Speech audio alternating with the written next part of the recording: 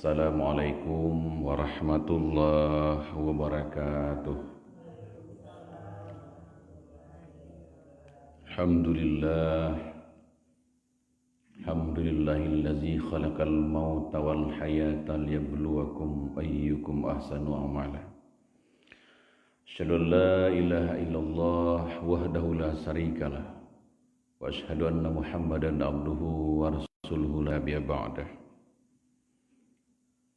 Allahumma salli ala Sayyidina Muhammad wa ala alihi wa sahbihi rasulillahi ajma'in.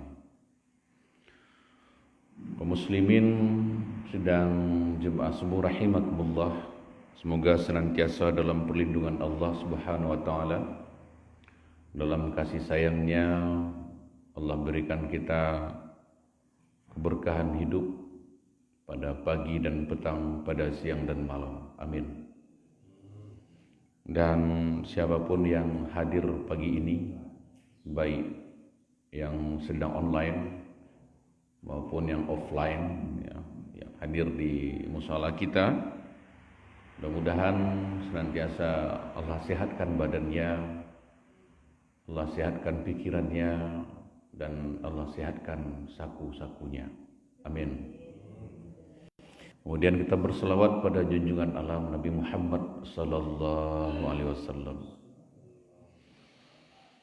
Rasa rindu yang sejatinya semakin hari semakin membuncah dalam dada kita kepada beliau, apalagi momen Rajab ini mengingatkan kita pada peristiwa agung yang terjadi pada diri Rasulullah Muhammad sallallahu alaihi wasallam. Beliau Allah perjalankan dari Masjidil Haram ke Masjidil Aqsa, 1230 km jaraknya dari Masjidil Haram ke Masjidil Aqsa. Kemudian Allah berangkatkan ke Sidratul Muntaha, Allah mi'rajkan, Allah naikkan beliau sampai ke Baitul Ma'mur, Sidratul Muntaha, menerima perintah sholat. Jadi Bapak Ibu, sholat itu adalah salah satu mukjizat Rasulullah Muhammad SAW yang besar, yang sampai hari ini sholat harusnya menjadi tasliyah bagi kita, menjadi hiburan bagi kita, bagi jiwa-jiwa yang sedang berduka. Kemudian salat sejatinya menjadi wadah bagi kita untuk ngobrol dengan Allah kita. Setiap apapun yang masalah yang Allah berikan kepada kita, sejatinya salat menjadi peredamnya. Tapi banyak di antara kita selama ini yang melaksanakan salat hanyalah hutang, Bapak Ibu. Sekadar pembayar hutang saja. Dan salat-salat kita selama ini jarang sekali ikhlas, Bapak Ibu. Salat kita selama ini tidak pernah menghadirkan rasa di hati kita. Jadi hanyalah seremoni biasa saja. Tidak ada rasa dalam hati kita. Padahal sejatinya salat itu adalah tempat kita menghamba pada Rabb kita, tempat kita mengadu pada Allah kita. Di dalam sujud panjang kita, di dalam doa kita. Dan mudah-mudahan Allah Subhanahu wa taala menganugerahkan kita rasa butuh dengan salat. Salat itu kebutuhan, Bapak Ibu. Bukan hutang, kebutuhan kita. Kitalah yang butuh sholat, bukan Allah yang butuh sholat, kita yang butuh sholat.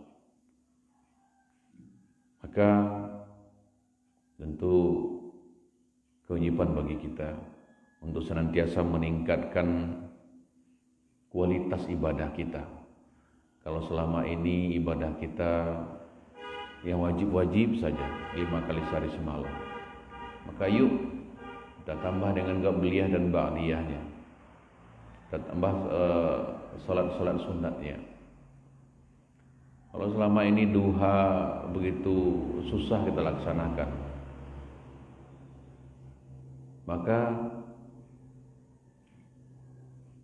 adalah orang-orang yang beruntung Bapak Ibu. Pada saat mereka mau meluangkan waktu mereka 10 menit saja untuk duha, ya, insyaallah salat sunat duha pun akan, insyaallah ketika Allah ridho dengan kita, itu cara kita merayu Allah. Mudah-mudahan rezeki kita penuh keberlimpahan dari Allah Subhanahu wa taala. Kemudian kita berselawat pada junjungan alam Nabi besar Muhammad sallallahu alaihi wasallam. Allahumma shalli ala Muhammad wa ala ali Muhammad. Mudah-mudahan hati kita enggak akan pernah bosan Bapak Ibu untuk berselawat buat beliau. Mudah-mudahan kelak selawat yang kita panjatkan setiap hari, setiap saat, mudah-mudahan kelak menjadi asbab kita mendapat syafaat dari beliau. Syafaat yang sangat kita butuhkan di hari yang teramat panas, yang tidak ada perlindungan kecuali perlindungan dari Allah. Syafaat Rasulullah lah yang sangat kita butuhkan. Karena ketika kita minta syafaat kepada Nabi Adam menolak. Minta syafaat kepada Rasul dan Nabi yang lain pun seperti itu. Hanya Rasulullah yang mau memberikan syafaat kepada kita. Kalau hari ini berat kita untuk berselawat buat beliau, lalu pada saat kelak bertemu dengan Rasulullah di yaumil akhir, mudah-mudahan beliau mau mengakui kita sebagai umatnya Bapak Ibu. Tapi kalau hari ini kita nggak pernah tahu kebiasaannya, nggak pernah mau tahu bagaimana sejarah kehidupannya, nggak pernah mau menapaki sirah nabawiyahnya, walau alam, jangan-jangan kelak setelah berpuluh ribu tahun berjalan menemui Rasulullah, mencari syafaat, meminta syafaatnya, tapi saat bertemu dengan Rasulullah tidak mengakui kita sebagai umatnya. Betapa hancur dan kecewanya kita pada saat itu. Nah, maka Bapak Ibu, selagi nafas kita masih turun naik, selagi kita masih diberi Allah umur panjang, yuk kita jadikan selawat itu menjadi hobi dan kebiasaan kita. Allahumma shalli wa sallim wa barik alaihi. Allahumma shalli ala sayyidina Muhammad. Sampaikan ya Allah salam rindu kami, salam kangen kami kepada junjungan kami. Kami tidak pernah bertemu dengan Muhammad, kami tidak pernah duduk sehamparan dengan beliau. Tapi izinkan terus rasa rindu dan kangen ini hadir dalam jiwa kami, hadir dalam dada-dada kami ya Rabb. Izinkan kelak kami bisa bertemu dengan junjungan kami dalam surga-Mu. Amin ya Allah, amin. Baik Bapak Ibu semuanya, hari ini, beberapa hari kemarin saya membahas tentang Umar bin Khattab. Masih ingat ya, Umar bin Khattab? Beliau adalah Khulafaur Rasyidin, yang khalifah yang kedua. Dan hari ini saya mau membahas tentang anaknya. Siapa nama anaknya? Abdullah bin Umar bin Khattab. Abdullah bin Umar bin Khattab atau sering disebut dengan Ibnu Umar. Beliau lahir 612 Masehi. Dia adalah seorang sahabat Nabi dan merupakan periwayat hadis yang terkenal. Dia adalah anak Umar bin Khattab, salah seorang sahabat utama Nabi Muhammad SAW dan Khulafaur Rasyidin yang kedua. Ibnu Umar atau Abdullah tadi masuk Islam bersama ayahnya saat ia masih berusia kecil Bapak Ibu, dan ikut hijrah ke Madinah bersama sang ayah pada usia 13 tahun. Dan pada saat usia 13 tahun dia ingin ikut ayahnya perang. Perang apa? Perang Badar. Namun Rasulullah menolaknya karena usianya masih sangat kecil. Bayangkan umur 13 tahun, Arkan umurnya berapa? 13 tahun. Kira-kira sebesar Arkan lah. Abdullah bin Umar pada saat itu minta izin ikut perang Badar. Ikut ayahnya. Membawa pedang saja dia belum sanggup, masih menenteng-nenteng pedang seperti ini. Maka Rasulullah menolaknya. Dan kemudian perang pertama yang diikutinya adalah karena usianya sudah beranjak remaja, dewasa, dia ikut perang pertama itu perang Khandaq. Dia ikut bersama Ja'far bin Abu Talib dalam perang Mu'tah dan juga turut juga dalam pembebasan kota Makkah atau disebut dengan Fatu Makkah. Setelah Nabi Muhammad SAW meninggal, ia ikut perang Yarmuk dan dalam penaklukan Mesir dan daerah lain di Afrika.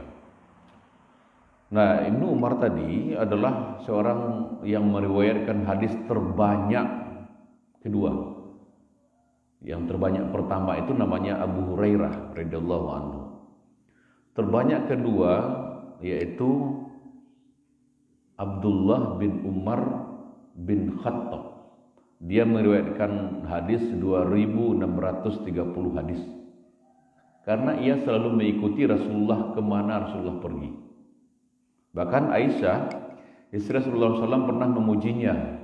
Dipujinya Abdullah bin Umar dan berkata, tak seorang pun mengikuti jejak langkah Rasulullah di tempat-tempat pemberhentiannya seperti yang dilakukan oleh Abdullah bin Umar atau Ibnu Umar.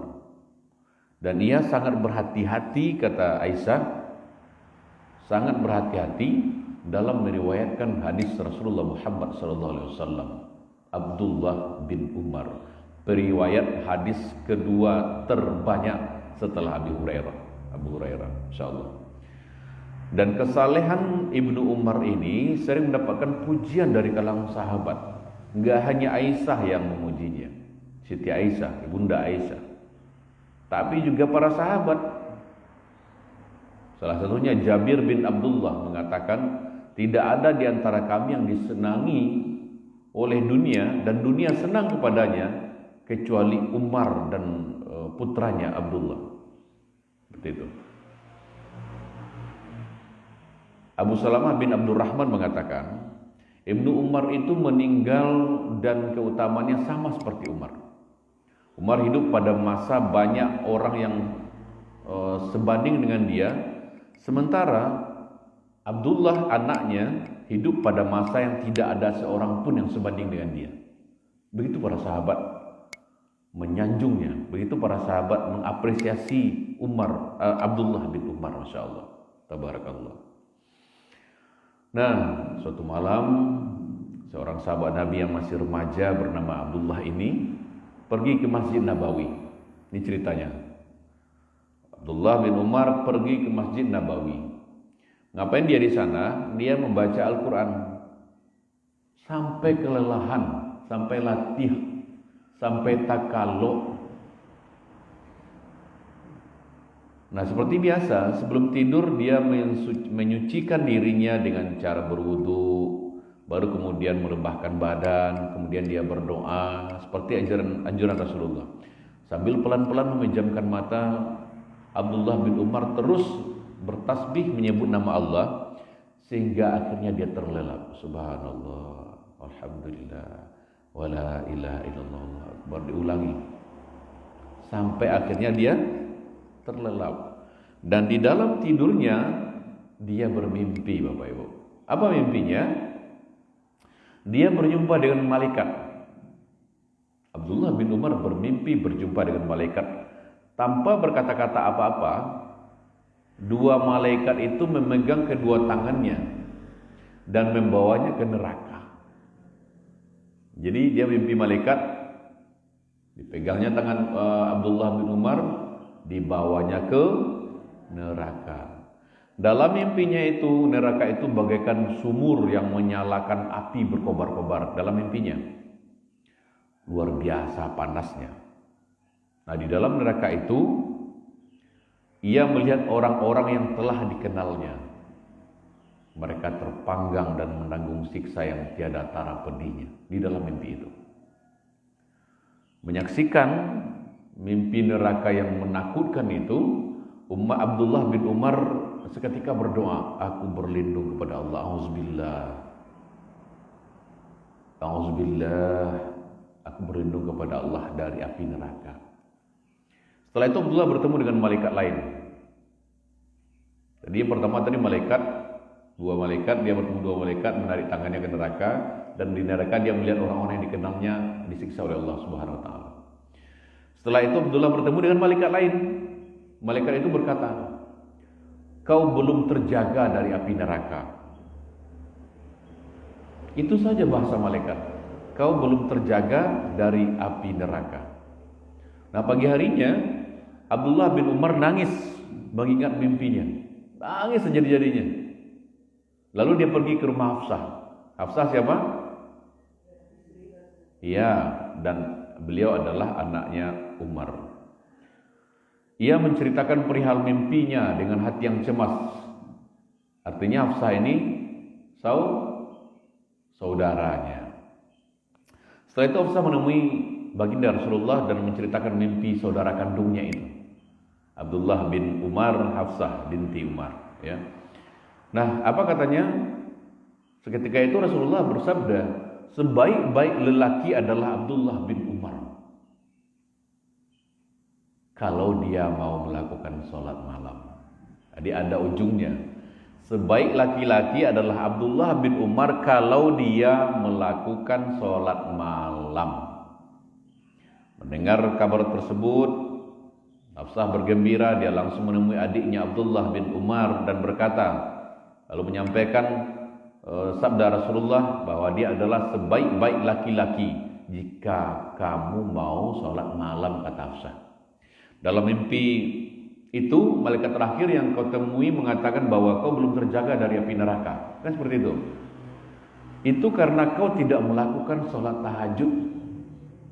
Allah. Jika kau ingin terselamatkan dari api neraka, dirikanlah sholat tahajud setiap malam. Jangan kau sia-siakan waktu sepertiga akhir malam, waktu di mana Allah memanggil-manggil hambanya. Ya abdi ud'uni astajib lakum.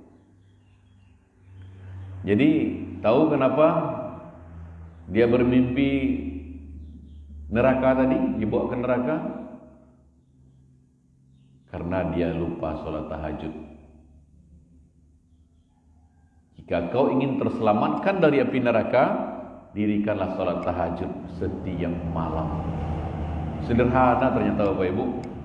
Kunci selamat dari neraka ini, istiqomah saja salat tahajud setiap malam. InsyaAllah. Kira-kira bisa ya malam ini kita mulai ya. Salat tahajud. Kalau belum bisa jam 2 subuh, yuk sebelum jam 4:30 sebelum berangkat ke musala, kan bisa. Betul ya? Oh, tidak mampu kita 11 rakaat, 4-4-3, 2 rakaat aja. Yang ringan-ringan saja, ya. Oke. Apalagi jika dia juga mengingat sabda Nabi, sesungguhnya penghuni neraka yang paling ringan siksaannya pada hari kiamat itu adalah seseorang yang diletakkan pada kedua telapak kakinya bara api yang membuat otaknya mendidih. Itu seringan-ringan azab neraka. Masya Allah. Tidak terbayang Bapak Ibu. Dia taan baru api di kaki awak sampai manggalaga isi kepalu. Bara kange kira-kira tu ya. Ini sange api tungku gini tu tak. Paso ange. Rapid dia sebut. Dia merasa tidak ada orang lain yang lebih berat siksanya daripada dia, padahal sesungguhnya siksa yang dia terima adalah yang paling ringan dalam neraka. Nyo maraso ikulah siksa paling baik, kecil orang penghuni neraka, padahal itu paling ringan. Allah. Bagaimana siksa yang lain Bapak Ibu? Gak sanggup ya Allah, gak sanggup kami.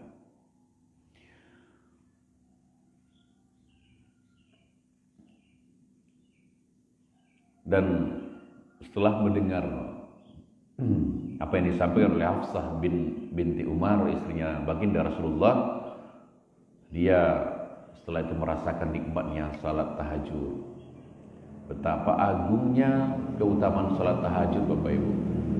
Tidak ada yang lebih indah kecuali saat-saat sujud dan menangis kepada Allah dalam tahajud kita. Mudah-mudahan kami yang menyampaikan mohon doanya Bapak Ibu, yang terutama yang menyaksikan kami hari ini, pagi ini, doakan, saling mendoakan kita. Mudah-mudahan saya dan kita semua Allah berikan kekuatan untuk menjadikan salat tahajud ini sebagai kebiasaan kita setiap hari. Amin ya Allah. Amin ya Allah.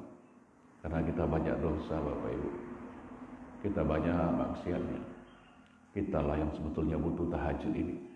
Kita yang sebenarnya butuh dengan Allah. Abdullah bin Umar itu hidup sampai 60 tahun setelah wafatnya Rasulullah. Luar biasa. Dan Masya Allah, Abdullah bin Umar itu kehilangan penglihatannya di usia tuanya. Dia sering menangis, sama dengan Umar bin Khattab. Abdullah bin Umar itu sering menangis karena takut dengan Allah. Pasca mimpinya melihat neraka itu, dia sering menangis Bapak Ibu. Dan dia wafat di usia 80 tahun dan merupakan salah satu sahabat paling akhir yang meninggal di kota Makkah. Insyaallah, tabarakallah teman-teman semua, itu mungkin cerita tentang Abdullah bin Umar yang merutinkan sholat tahajudnya pasca dia bermimpi dengan malaikat sampai akhirnya dia meninggal dunia di usia 80 tahun. Mudah-mudahan Bapak Ibu sama-sama kita doakan ya, kita saling mendoakan. Allah berikan kita kekuatan hati dan jiwa untuk bisa menjadikan tahajud sebagai kebiasaan kita, dan mudah-mudahan sesuatu yang baik yang kita biasakan dalam hidup ini, mudah-mudahan Allah juga menutup usia kita dengan husnul khotimah Bapak Ibu. Tapi kalau dalam hidup nggak ada kebaikan yang bisa kita lakukan kecuali hanya rutinitas sholat saja, kita khawatir karena kita tidak tahu akhir hidup kita seperti apa. Tetaplah membiasakan hal-hal yang baik Bapak Ibu pada pagi dan petang, pada siang dan malam, sehingga Allah pantaskan kita mendapatkan husnul khatimah di akhir hayat kita. Itu saja, kita tutup dengan doa kafaratul majelis. Subhanakallah wa bihamdika, asyhadu an la ilaha illa anta, astaghfiruka wa atubu ilaik. Dan kepada teman-teman yang menyaksikan di FB, terima kasih banyak sudah bersama-sama kita hari ini. Kalau sekiranya yang kami sampaikan ini bermanfaat, silakan share sebanyak-banyaknya, halal insyaallah. Share sebanyak-banyaknya, dan mohon doakan mudah-mudahan juga bermanfaat bagi kami yang menyampaikan dan bermanfaat bagi kita semuanya. Assalamualaikum warahmatullahi wabarakatuh.